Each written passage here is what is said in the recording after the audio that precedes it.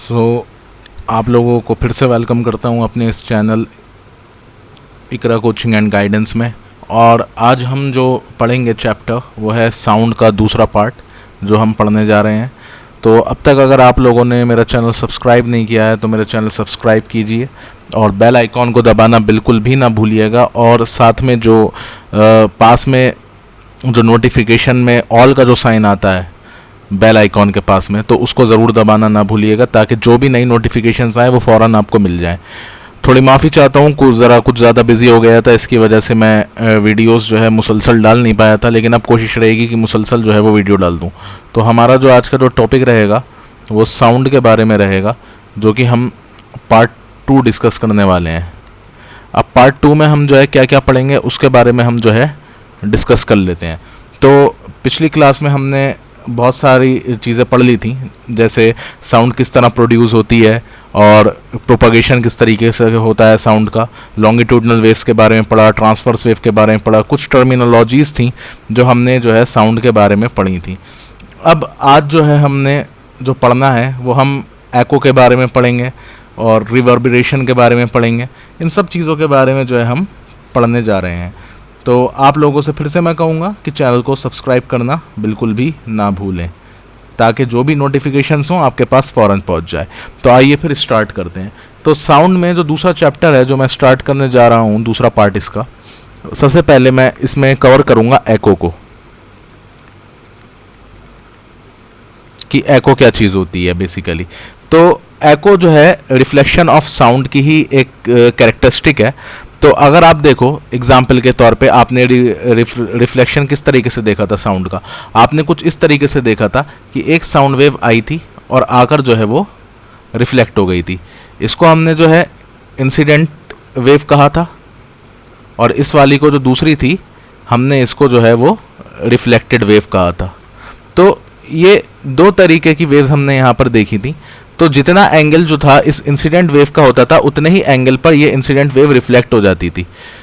तो यही प्रॉपर्टी हमने जो है पढ़ी थी रिफ्लेक्शन की, कि रिफ्लेक्शन क्या होता है बेसिकली, जब जो साउंड वेव होती है वो बाउंस ऑफ हो जाती है अपने उसी मीडियम में दोबारा टकराने के बाद। तो बेसिकली इसी को ही जो है हम क्या कहते थे, इसी को ही हम कहते थे रिफ्लेक्शन ऑफ साउंड। और यही प्रॉपर्टी जो है वो एको में भी फॉलो होती है। अब एको में बेसिकली क्या है, अगर मैं कहूँ तो आवाज़ का गूंजना जो है वो एक अलग चीज़ है, आवाज़ का दोबारा से वापस आना, आवाज़ का गूंजना तो हो गया रिवर्बरेशन, जिसको हम अभी बाद में डिस्कस करेंगे। एको कहते हैं आवाज़ का दोबारा से लौट कर आना, एक आवाज़ 2 या 3 बार सुनाई देना, ये चीज़ जो है आपका क्या हो गया, इस चीज़ को जो है हम एको कहेंगे। तो मैं यहाँ पर कहूँगा एको को the repetition of sound caused by the reflection of sound waves, इसको जो है हम एको कहेंगे। यहाँ पर आप इसकी डेफिनेशन देख सकते हैं, यहाँ मैं इसकी डेफिनेशन लिख रहा हूँ, the repetition of sound caused by, बहुत इंपॉर्टेंट छोटी सी लाइन की डेफिनेशन है, caused by the reflection of sound waves, इसको हम जो है एको कहेंगे। अब हम जो है थोड़ा डिस्कस करते हैं इसको आगे की तरफ, कि इसकी क्या क्या प्रॉपर्टीज़ हैं और क्या क्या जो है हमारे पास मिनिमम डिस्टेंस होनी चाहिए जो हम एको सुन सकें, और क्या हमारे पास जो है टाइम होना चाहिए जिसको हम सुन सकें। तो आइए फिर इसको जो है हम आगे बढ़ाते हैं। तो ये हमारा जो है यहाँ हम इसको डिस्कस कर चुके हैं। अब हम जो है आगे की तरफ बढ़ते हैं। तो देखिए क्या कंडीशंस होनी चाहिए एको की, उसके बारे में जो है हम डिस्कस कर लेते हैं। What should be the conditions to listen an echo. तो यहाँ पर जो है हम उन कंडीशंस के बारे में बात करने जा रहे हैं। तो आइए फिर इसे स्टार्ट करते हैं। तो कंडीशंस बेसिकली सबसे पहली चीज़ है कि मिनिमम डिस्टेंस कितना होना चाहिए, एक जो है जो सोर्स है और आप में कितना डिस्टेंस होना चाहिए बेसिकली, उसके बारे में जो है सबसे पहले हम देख लेते हैं। तो जो सोर्स के बीच में और आपके बीच में जो डिस्टेंस होना चाहिए वो लगभग आपका 34.4 मीटर होना चाहिए। वो जो डिस्टेंस होना चाहिए वो कितना होना चाहिए, डिस्टेंस जो होना चाहिए वो 34.4 मीटर, अप्रॉक्स 34 मीटर के आसपास जो है वो होना चाहिए। और जो टाइम है बेसिकली, टाइम जो है वो लगभग 1/10 ऑफ अ सेकेंड होना चाहिए। इतनी देर में आपको आपकी जो आवाज़ है वो टकराने के बाद वापस लौटकर आ जानी चाहिए, तब जाकर जो है आपको एको सुनाई देगी। 1 सेकेंड का 1/10, तो 1/10 ऑफ अ सेकेंड, इसका मतलब हो गया 1/10 का 0.1 सेकेंड। तो 0.1 सेकेंड्स में आपकी जो साउंड वेव है, जो इंसिडेंट साउंड वेव है, वो टकराने के बाद, स्ट्राइक करने के बाद वो रिफ्लेक्ट होके वापस आपके पास आ जानी चाहिए, तब जाकर जो है आपको वो एको जो है वो सुनाई देगी। तो यहाँ तक बात समझ में आ चुकी होगी। तो अब इसको ज़रा थोड़ा जो है हम फाइंड भी कर लेते हैं। मिनिमम डिस्टेंस 34.4 मीटर कैसे आएगा, हम इसके बारे में डिस्कस कर लेते हैं। तो याद रहे, टाइम हमारे पास 0.1 सेकेंड का होना चाहिए, 1/10 ऑफ अ सेकेंड होना चाहिए। और अब हम निकालेंगे मिनिमम डिस्टेंस। क्यों हम जो है 34.4 मीटर जो है वो मिनिमम डिस्टेंस इसकी ले रहे हैं एको सुनने के लिए, तो इसके बारे में हम जो है ज़रा डिस्कस कर लेते हैं। क्यों हम जो है इसकी मिनिमम डिस्टेंस जो है वो इस तरह से ले रहे हैं, तो आइए फिर इसे डिस्कस करते हैं। तो मिनिमम डिस्टेंस इसलिए आ रही है इसकी, मैं आपको बताता चलूँ। टाइम हमारे पास कितना था, टाइम हमारे पास था 0.1 सेकेंड का। या इस टाइम को जो है बेसिकली मैं टी ले लेता हूँ, टी हमारे पास जो है वो 0.1 सेकेंड्स था। अब आगे की बात करते चलें, हमारे पास स्पीड क्या होती है साउंड की एयर में। मैंने शायद पुरानी वीडियो में जो है आपको बताई थी, जो एयर में जो साउंड की जो स्पीड होती है वो लगभग होती है 344 मीटर पर सेकेंड की, इतनी ये स्पीड होती है इसकी। तो अब हम क्या करते हैं, अब हमें पता है स्पीड का फॉर्मूला क्या होता है। यहाँ पर स्पीड का formula with respect to distance and time लगाएंगे तो क्या आता है, speed equals to distance upon time. तो देखो हमारे पास स्पीड भी है, हमें सिर्फ क्या निकालना है, डिस्टेंस निकालना है। तो डिस्टेंस कितना होना चाहिए सोर्स में और जो है जो ऑब्जर्व कर रहा है एको को उसमें, तो उसको निकालना है। तो डिस्टेंस हो जाएगा हमारा स्पीड इनटू टाइम। तो डिस्टेंस जो है बेसिकली क्या है उसको देख लेते हैं।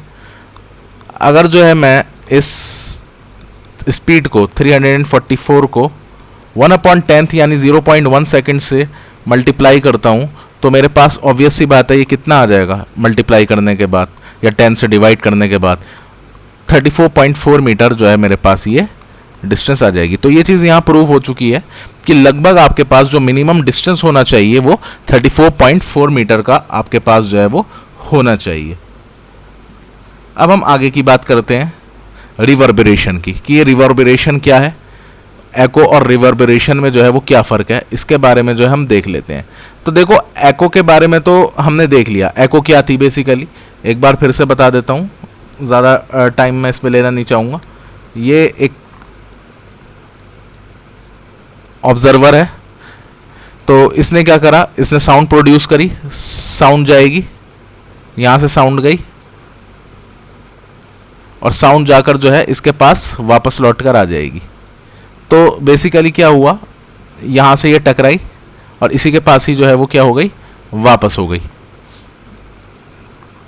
तो यही जो चीज़ जो है वो एको कहलाती है, कि रिपीटिशन होना साउंड का। एक साउंड आपको जो है वो बार बार सुनाई देगी। आपने फिल्मों में कई बार जो है देखा होगा कि पहाड़ पर जाकर एक आदमी होता है, वो उसे चिल्ला रहा होता है बहुत ज़ोर से, तो उसको अपनी आवाज़ 3 या 4 बार जो है सुनाई देती है। तो ये चीज़ हमारी एको हो गई। अगला टॉपिक जो आता है वो हमारा आता है रिवर्बरेशन का। लाइक व्हाट इज रिवर्बरेशन, बहुत अच्छा टॉपिक है ये। अब रिवर्बरेशन कहते हैं जो साउंड जो है ना, जब ज़्यादा देर तक जो है एक हॉल में जो है रहे, ठीक है, बहुत देर तक जो है किसी बड़े हॉल में रहे, उसकी वो उसकी गूंज जो है ना वो महसूस होती रहे, मतलब उसकी जो इंटेंसिटी है सबसे पहले आपको ज़्यादा महसूस होगी, फिर उसकी इंटेंसिटी जो होगी वो वहाँ पर महसूस होती रहेगी, लेकिन धीरे धीरे धीरे धीरे क्या होगी, वो कम होती जाएगी। तो साउंड थोड़ी देर तक जो है हॉल के अंदर, बड़े हॉल के अंदर रहेगी, लेकिन उसकी इंटेंसिटी जो होगी वो कम होती रहेगी। इसी को ही रिवर्बरेशन कहते हैं। आपने देखा होगा जब आप अपने घर के अंदर होते हो, एक बड़ा सा हॉल होता है, हॉल में जब आप बोलते हो तो आपको क्या होता है, सबसे पहले आपको अपनी आवाज़ ऐसी लगेगी बहुत ज़ोर से आप बोले, फिर वो आवाज़ सुनाई तो देगी, 2 बार नहीं सुनाई देगी, 3 बार नहीं सुनाई, एक ही बार देगी, लेकिन उसकी जो इंटेंसिटी है वो कम होती जाएगी। तो इस तरीके से इसी चीज़ को जो है हम रिवर्बरेशन कहते हैं, इसी को ही गूंज कहते हैं। तो इसको जो है मैं अगर डेफिनेशन में इसको कन्वर्ट करूं तो इसकी डेफिनेशन ये हो गई, the persistence of sound in a big hall, in a big hall due to repeated reflection of sound waves.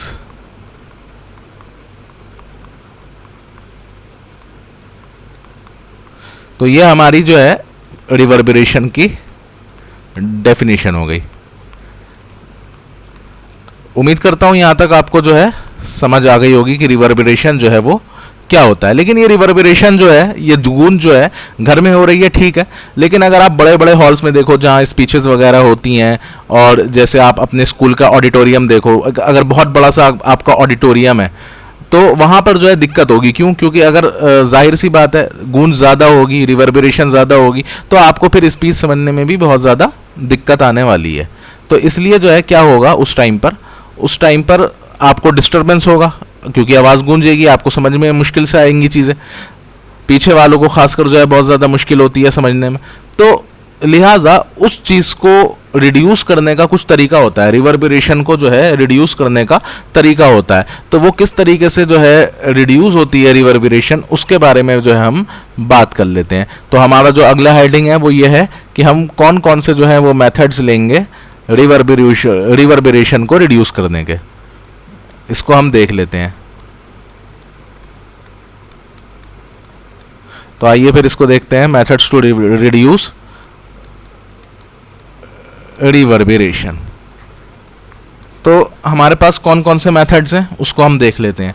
तो सबसे पहला जो मेथड है, तो इस तरीके के आजकल जो है पैनल्स आ रहे हैं, आपने देखा होगा, आप घर में जो है अपने पैनल्स लगाते हो, वॉल्स पर पैनल्स लगे हुए होते हैं, ठीक है, और अलग अलग तरीके के फाइबर के बने हुए बोर्ड्स आते हैं, पैनल्स आते हैं, जो क्या करते हैं, साउंड को एब्जॉर्ब कर लेते हैं। तो साउंड एब्जॉर्ब करने के लिए जो पैनल्स आते हैं स्पेशली, उनको जो है ऑडिटोरियम में लगा दिया जाता है ताकि वो साउंड को एब्जॉर्ब कर ले, वहाँ पे रिपीटेड रिफ्लेक्शन ना हो साउंड का, ठीक है।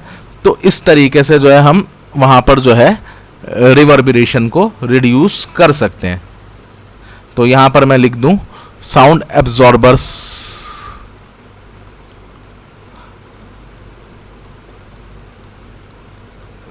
का यूज होना, ठीक है, उससे जो है हम क्या कर सकते हैं, आप अपने रिवर्बरेशन को जो है वो रिड्यूस कर सकते हैं, ठीक है। वो साउंड एब्जॉर्बर्स कौन कौन से हो गए, एग्जाम्पल के तौर पर पैनल्स हो गए, ठीक है, वो जो है क्या करेंगे, वो जो है जितने भी जो रिफ्लेक्शन होता है साउंड वेव्स का उसको होने नहीं देंगे, साउंड को एब्जॉर्ब कर लेंगे। फिर इसके अलावा जो है आप देखो तो अलग अलग तरीके के जो है फाइबर बोर्ड्स आते हैं, उनको लगाकर जो है ऑडिटोरियम में आप उनको जो है रिड्यूस कर सकते हो रिवर्बरेशन को। सो कंप्रेस्ड फाइबर बोर्ड्स, ये चीज़ हो गई। तो ये हो गया मैं एक मेथड रिड्यूस करने का रिवर्बरेशन को। दूसरा मेथड अगर देखा जाए तो उसमें हम ये करेंगे कि विंडोज़ पर, डोर्स पर जो है बहुत भारी भारी कर्टेन्स लगा लेंगे, ठीक है, ताकि वो भी जो है साउंड को जो है एब्जॉर्ब कर लें। सो यूज ऑफ हैवी कर्टेन्स, आप कर्टेन्स का यूज कर सकते हैं, हैवी कर्टेन्स का, ठीक है, डोर्स पर और विंडोज पर।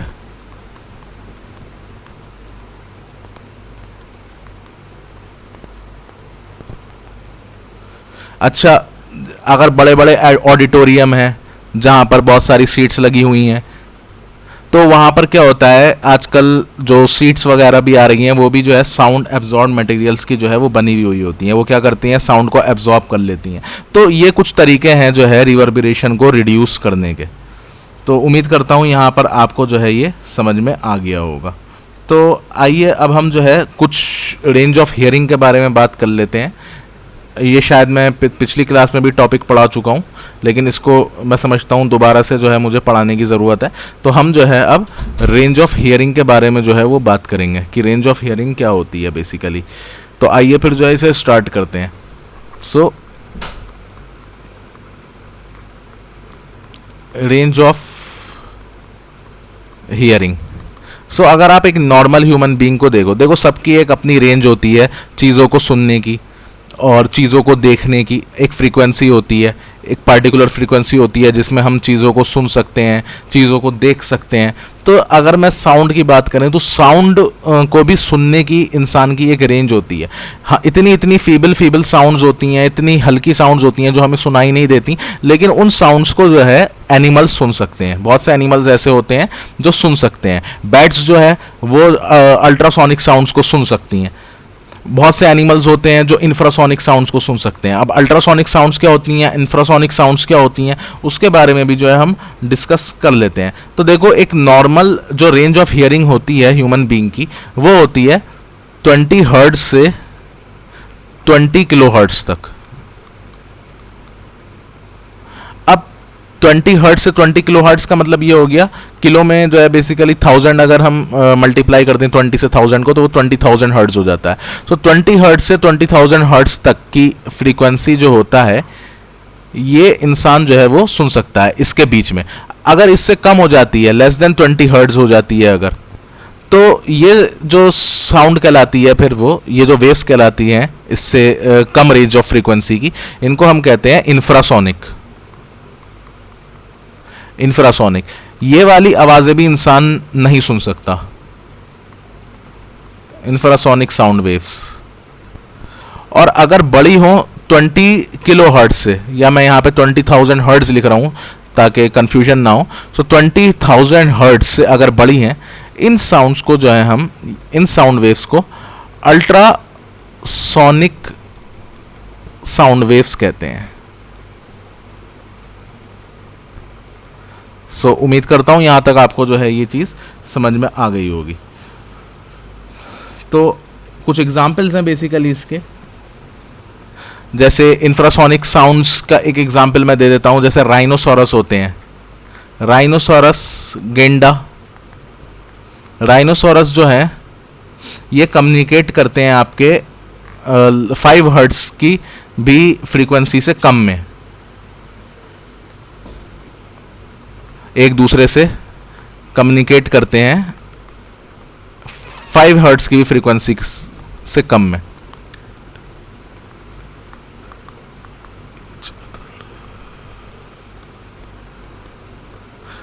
तो यहां तक ये चीज़ क्लियर होगी। कुछ एप्लीकेशंस हैं जो मैं आपको बता रहा हूं। फ्रीक्वेंसी बिलो 5 हर्ट्ज, तो ये 5 हर्ट्ज से भी कम की फ्रीक्वेंसी में एक दूसरे से कम्युनिकेट करते हैं। राइनोसोरस हो गए, ठीक है। एलिफेंट्स हो गई, वेल्स हो गई, ये भी इंफ्रासोनिक साउंड्स जो हैं वो प्रोड्यूस करती हैं। इंफ्रासोनिक साउंड्स में अगर मैं एग्जांपल देखूं यहाँ पे, तो एलिफेंट्स और वेल्स, ये जो है इंफ्रासोनिक साउंड्स प्रोड्यूस करते हैं।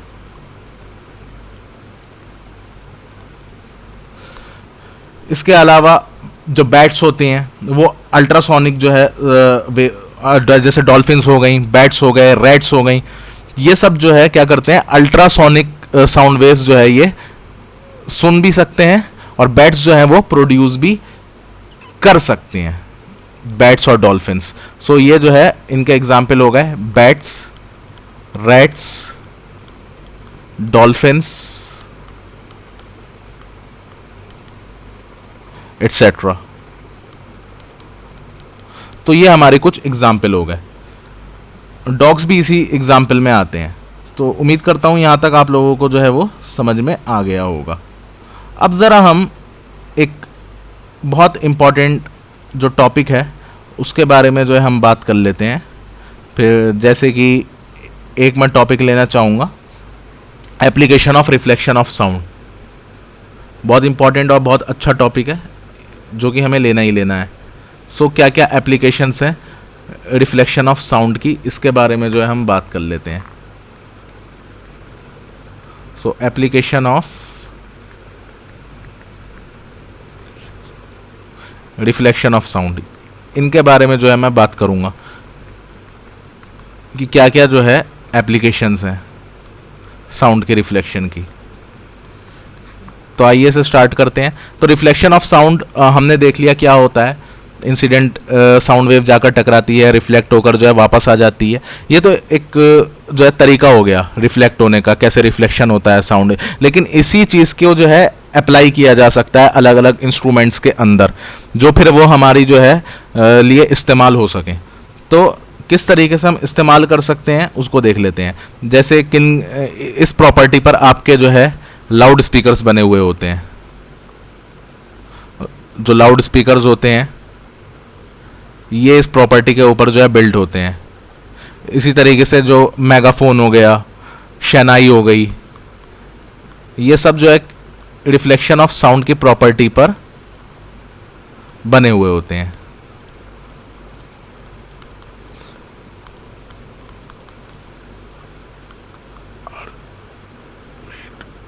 तो ये रिफ्लेक्शन ऑफ साउंड की प्रॉपर्टी पर बना हुआ होगा ऑन द एप्लीकेशंस ऑफ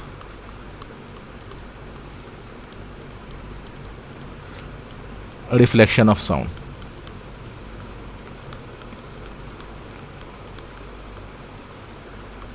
तो अब जो है दूसरा देख लेते हैं जो कि मैं बताने जा रहा हूं, इनकी किस तरीके से ये काम करते हैं। जैसे एग्जाम्पल के तौर पे मेगाफोन को ही देख लेते हैं, लाउड स्पीकर को देख लेते हैं। मेगाफोन को देखते हैं। जैसे ये मेगाफोन है मेरे पास, ठीक है। मेगाफोन कुछ इस तरीके से दिखता है। अब इसमें कोई इंसान जो है वो बोलता है, यहाँ से अपने मुंह से यहाँ पर बोलता है कोई इंसान, ठीक है। अब जाहिर सी बात है यहाँ से बोलेगा तो यहाँ से आवाज़ जो होगी वो ज़्यादा निकलेगी। आप देखो तो सब में सुनाई देगी। इसका जो इसका एम्पलीट्यूड होगा वो ज़्यादा होगा, लोगों को ज़्यादा तेज़ ये आवाज़ जो है वो सुनाई देगी, मॉड्यूलेटेड साउंड कहलाएगी ये। तो इसमें क्या होता है बेसिकली, ये यहाँ से साउंड गई। अब ये साउंड जो होती है ये अंदर अंदर इसका इंटरनल रिफ्लेक्शन होता है, और इंटरनल रिफ्लेक्शन होने के बाद जो है ये इसकी क्या होती है, इसकी लाउडनेस बढ़ जाती है। इंटरनल रिफ्लेक्शन होते होते जब ये लोगों के पास इसकी साउंड वेव्स यहाँ से पहुँचती है इंटरनल रिफ्लेक्शन होते होते, तो ये जो है इसका एम्पलीट्यूड जो होता है वो इंक्रीज हो जाता है। और इसकी जब एम्पलीट्यूड इंक्रीज होगा तो ऑब्वियस सी बात है फिर लाउडनेस भी क्या हो जाएगी, इंक्रीज हो जाएगी। सो यहाँ पर लाउडनेस बढ़ी और एम्पलीट्यूड भी फिर क्या हो जाएगा, एम्पलीट्यूड भी हमारा इंक्रीज हो जाएगा।